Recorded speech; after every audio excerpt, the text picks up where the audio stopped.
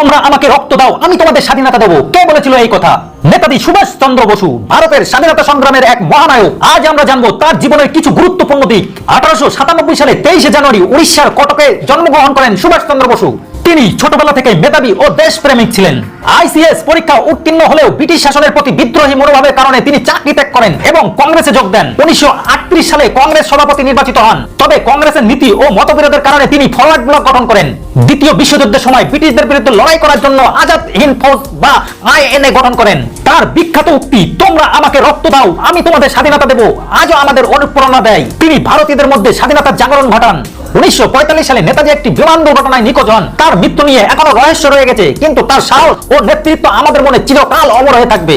নেতাজি সুভাষ চন্দ্র বসু জীবনের এই অসামান্য কাহিনী আমাদের সকলের জন্য প্রেরণা। তার আত্মত্যাগ এবং দেশপ্রেম আমাদের চিরকাল মনে থাকবে।